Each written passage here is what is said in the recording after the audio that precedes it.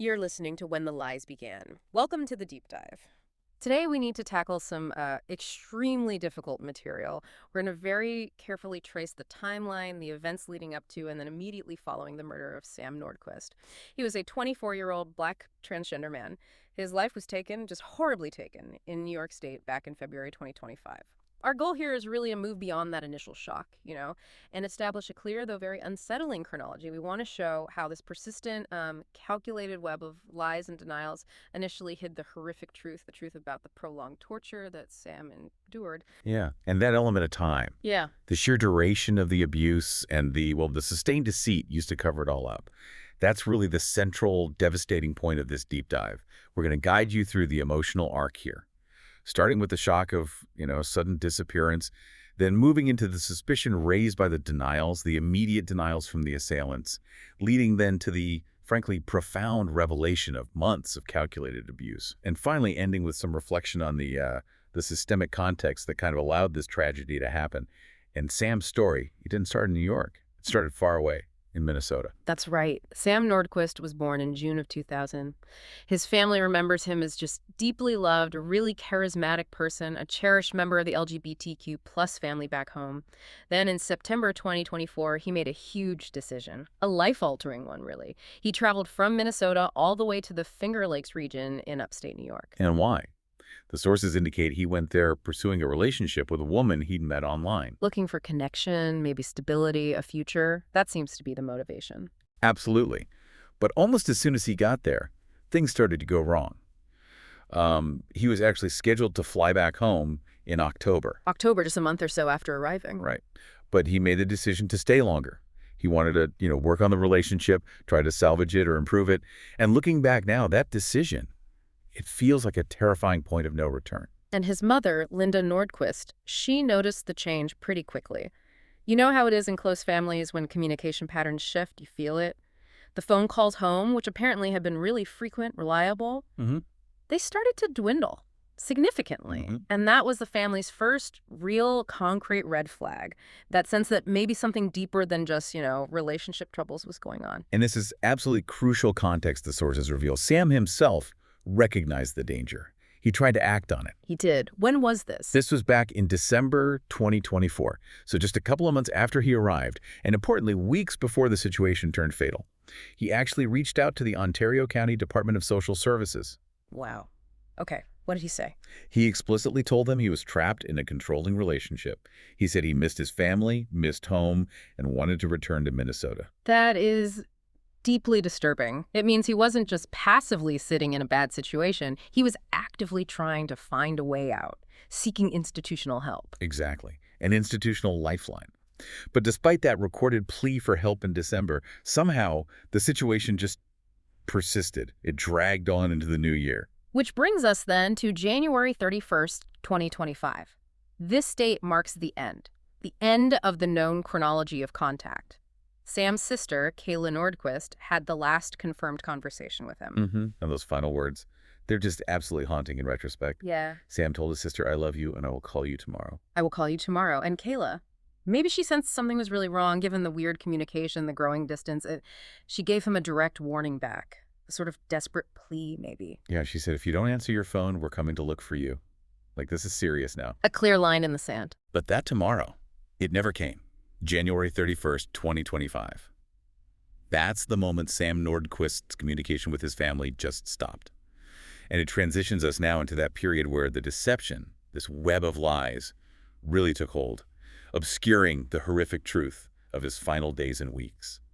Okay, so communication stops January 31st. Then, 9 days later, on February 9th, 2025, Sam Nordquist was officially reported missing.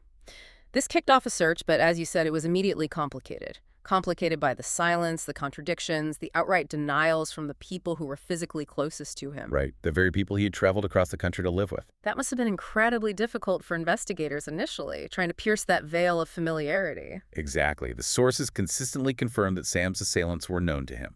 They identified as part of the LGBTQ plus community themselves. Precious Arzwaga, the 38-year-old woman he met online, she was central. She lived with him. Where were they living? Along with several other suspects, they were staying at the Patty's Lodge Motel in Canandaigua, New York, room 22. A motel room. Yeah. And this internal relationship, this initial familiarity, it served as a kind of perfect shield, didn't it? It masked the profound danger Sam was actually facing from within those four walls. That proximity, it often does introduce significant confusion early on, when the threat isn't some stranger lurking outside, but people you trusted enough to share a room with. It muddies the waters completely. But the search, it sounds like it narrowed down pretty quickly to that motel room, their last known location together. It did. 4 days after the missing person report was filed, so now we're at February 13th, the authorities executed a search warrant on room 22 of Patty's Lodge. The last place he was known to be staying with Arswaga and the others. Correct. And this is the point where the investigation pivots sharply. It goes from a missing person search to a homicide investigation. Because they didn't find him in the room. No. Sam's remains weren't found there. They were found dumped. Dumped in an empty field in the town of Benton over in Yates County, a completely different location. Wow, okay. So moved after his death. Presumably. The case instantly shifted, and the initial reactions from law enforcement, they really signaled the sheer horror of what they were starting to uncover. What did they say? Well, New York State Police Major Kevin Suture used the words beyond depraved to describe the circumstances. That's strong language from law enforcement. Beyond depraved, yeah. And the Ontario County District Attorney, Jim Ritz, he stated publicly it was the worst homicide investigation his office had ever handled. Ever. Coming from experienced prosecutors and police, that tells you immediately this wasn't a quick, sudden event, not a crime of passion. No. It screamed something sustained, calculated, and just horrifyingly cruel. And the discovery, the finding of his remains, it quickly led to the first arrests. Yes.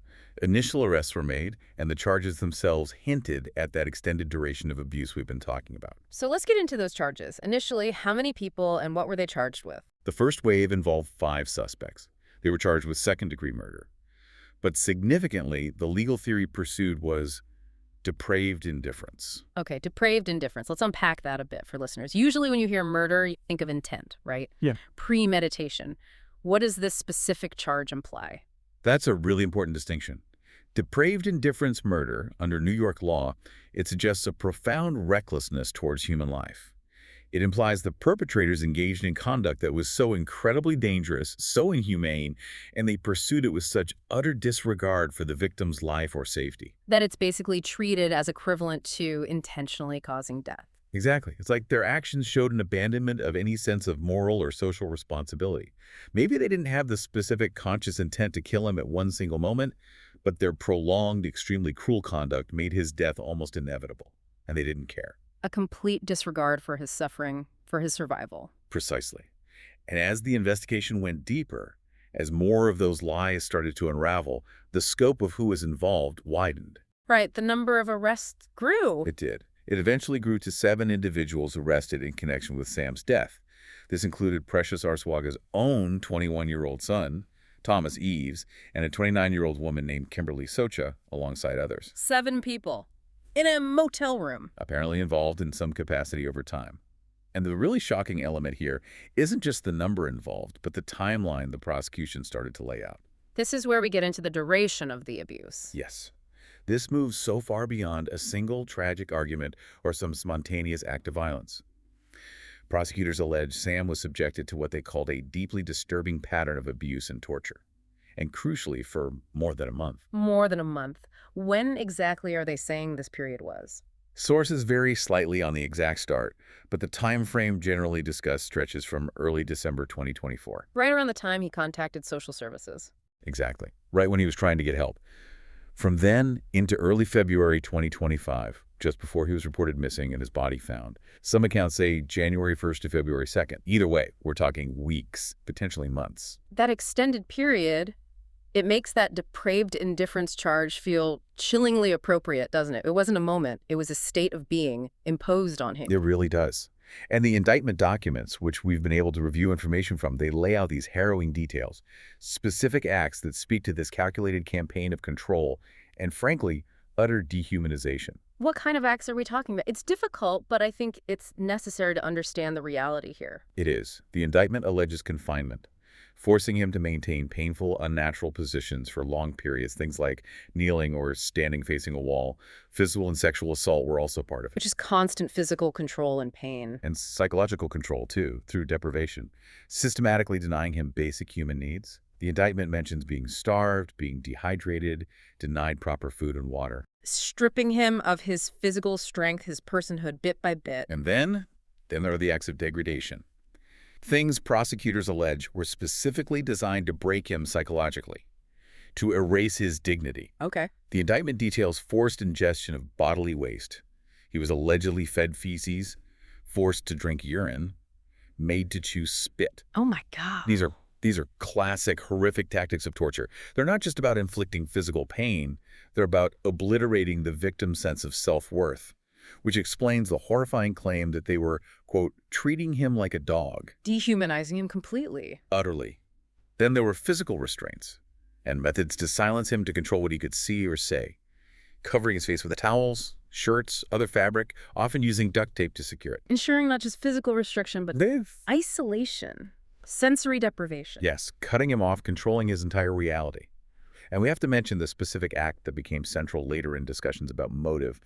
They allegedly poured bleach on his skin. Well, yes, the sheer number and the variety of these alleged acts, it all solidifies the prosecution's argument. This wasn't random cruelty. It was a sustained, conscious, as they put it, month-long ritual of control and cruelty. And when investigators finally confronted these 7 suspects, what was their reaction? Especially after one of them apparently made some kind of partial confession. Their response wasn't remorse. It wasn't even a coherent defense, according to reports. It was almost immediately this competition to minimize their own roles. Deflecting blame. Exactly. Trying to deflect responsibility, making statements like, oh, I tried to stop it, or claiming they were afraid for their own safety if they intervened. Others apparently admitted only to the crime of moving Sam's body, trying to distance themselves from the abuse itself. But doesn't that just incriminate them further? Well, that's where the strength of the prosecution's case seems to lie. Their very attempts to minimize their roles provided overlapping evidence. It confirmed their collective involvement. If you're coordinating stories, if you're admitting you were too scared to stop the torture or that you helped move the remains, it confirms you were present. You were aware. You were part of the cover-up, at the very least.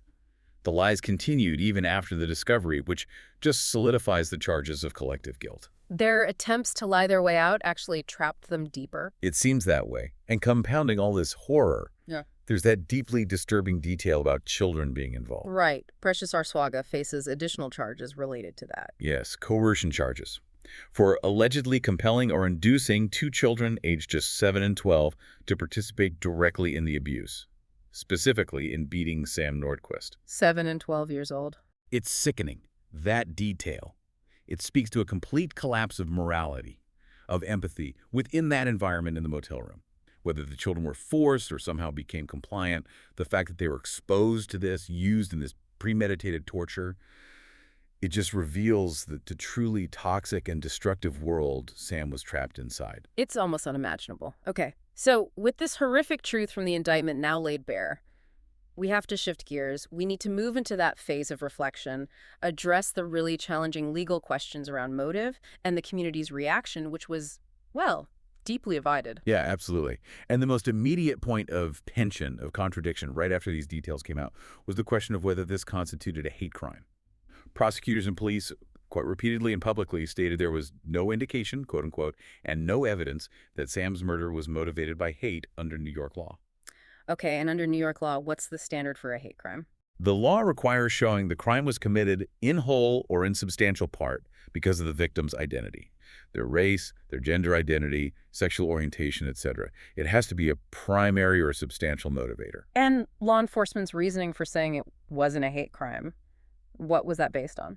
Their rationale, which they presented partly to kind of alleviate public concern, seemed to rest heavily on proximity and community identity. They pointed out that the assailants and Sam knew each other. They lived together. Right. And that several people involved, including Sam and Arswaga, identified as being part of the LGBTQ+ community. The underlying logic seemed to be, if the violence is internal to the community, it's less likely to be a hate crime targeting that community from the outside. Okay, so an internal conflict rather than external prejudice. That was the framing. Yeah. But this technical finding, It immediately set off alarm bells, huge alarm bells within the trans community and among hate crime experts. What? What was the conflict? It highlights this really central, painful conflict.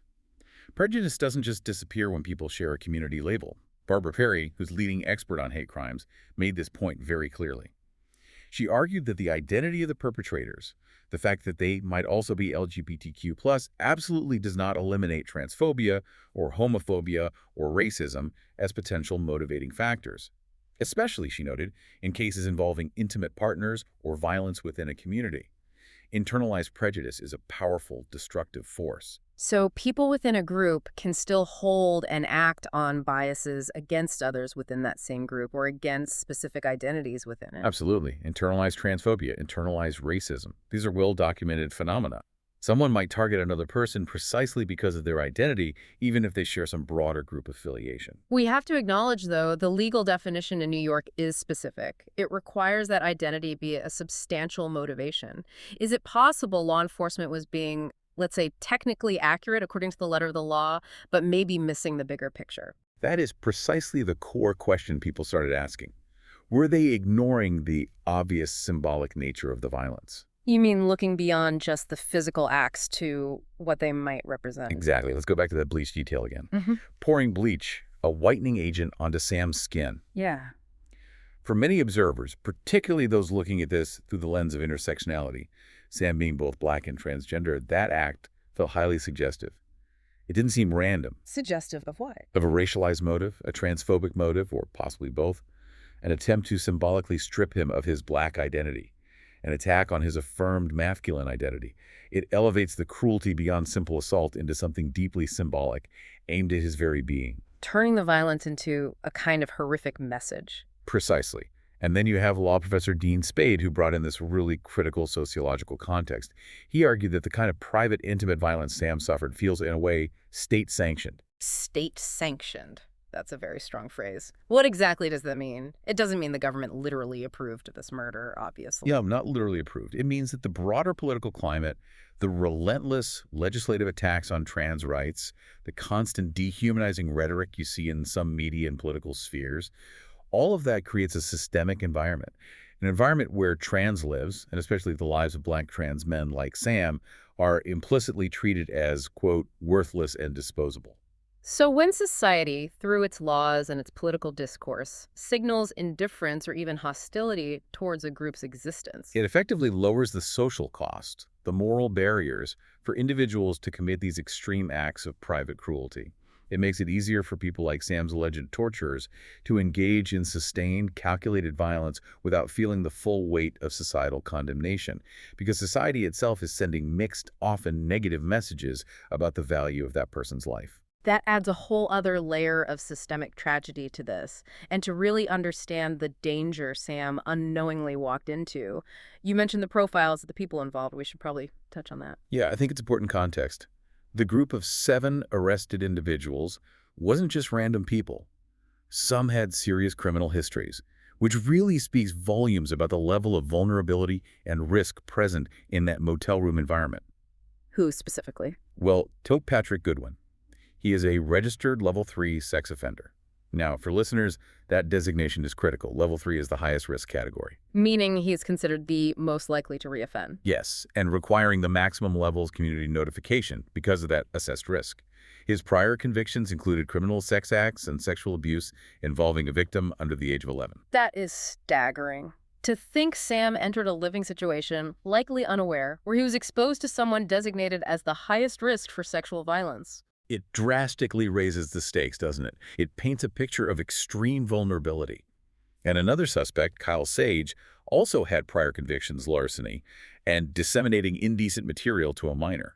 Precious Arzwaga herself had prior misdemeanor convictions. So it was a mix of people, but included individuals with histories of serious predatory behavior. Correct. And when you put all these factors together, the potential for internalized prejudice, the hostile external political environment Dean Spade talked about, and the actual presence of individuals with high-risk criminal profiles, you see that Sam was navigating an incredibly dangerous toxic environment. And tragically, this fits into a broader, devastating pattern, doesn't it? Violence against trans people, particularly trans people of color. It does. We see this echoed in other horrific cases. You mentioned Savannah Williams earlier, an indigenous trans woman murdered in Minneapolis, shot by a sexual partner. These aren't isolated incidents. They're part of a documented epidemic of violence. So, the sources seem to emphasize the solution isn't just about applying hate crime laws more broadly, though that debate is important. It's about something deeper. Yes. The argument, especially from advocates like Dean Spade, is that true prevention requires structural change. It means fighting for fundamental support systems, things like safe, stable housing, access to reliable income, affordable health care, and just basic human dignity. These are things often systematically denied to trans people, especially trans people of color, which in turn increases their vulnerability to precisely this kind of intimate partner violence or community violence. Hate crime laws are reactive, structural support is preventative. A much bigger picture issue. Definitely. And amidst all this horror, all these systemic issues, we absolutely have to circle back to Sam's family. Yes. His sister, Kayla Nordquist, you mentioned she's been very active. Tirelessly active. She continues to fight. She organized a GoFundMe campaign, which is incredibly necessary given the circumstances. Why necessary? For what, specifically? Think about it. The family is in Minnesota. The trials are happening, or will happen, hundreds of miles away in New York. So the GoFundMe is crucial for covering those massive travel costs back and forth, potential lawyer fees beyond what state provided, and also lost wages for family members who have to take significant time off work to attend court proceedings to advocate for Sam. The practical burdens on top of the emotional devastation. Exactly. But the family has also mobilized what they call an army behind him. They've organized vigils, drawn community support, and they're making it absolutely clear. Sam is remembered not for the brutality of his death, but for the life he lived, the love he gave.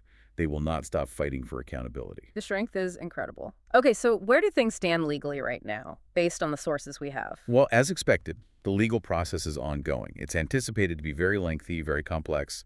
All 7 suspects have pleaded not guilty. Not guilty to what charges, specifically? The charges include first-degree murder for some, which in New York carries a potential sentence of life in prison without the possibility of parole. Also, second-degree murder, kidnapping, assault, concealment of a human corpse. A range of very serious felony charges reflecting the different alleged roles and the entirety of the crime. And the defense attorneys? What are they doing? As you'd expect in a case this high-profile and complex, the defense teams are using every legal tool available.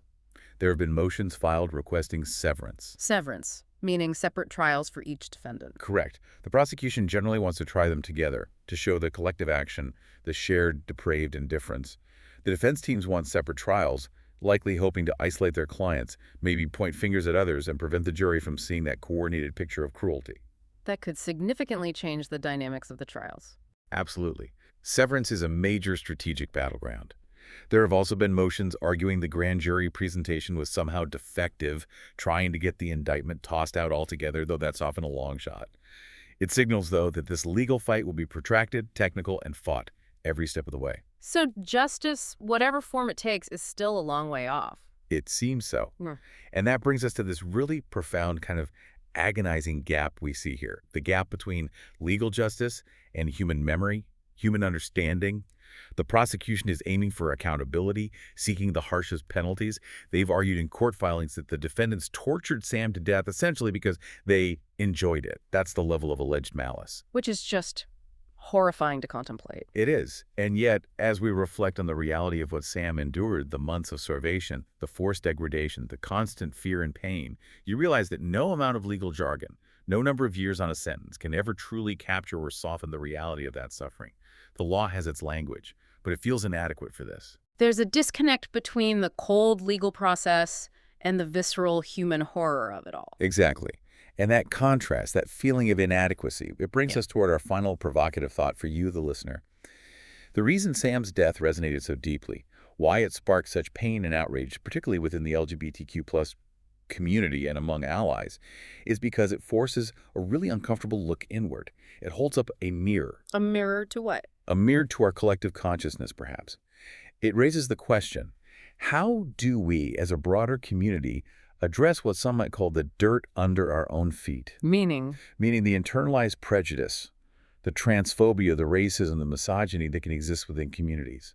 The isolation people can feel. The violence that allows such devastating acts to occur, not by external enemies, but sometimes within the supposed sanctuary of a community that should be accepting. How do we confront that internal darkness? That's one part of it. And the other part goes back to the hate crime debate.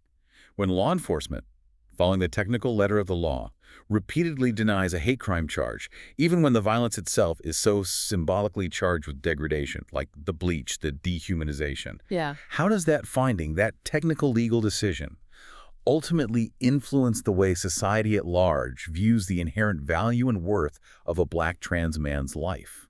Does it subtly reinforce the idea that some lives, some identities, are less protected, less valued, even when subjected to the most extreme forms of cruelty? Does denying the label inadvertently diminish the perceived gravity or the specific nature of the targeting? That remains the profound, unsettling, and lasting question posed by the tragic story of Sam Nordquist. Our deep dive today, it aimed to give you the chronological facts, the timeline of lies and discovery, and also that necessary critical context. We hope it helps you understand this incredibly difficult case more thoroughly, tracing that path from shock through suspicion to the awful revelation and the ongoing fight for justice. Thank you for joining us.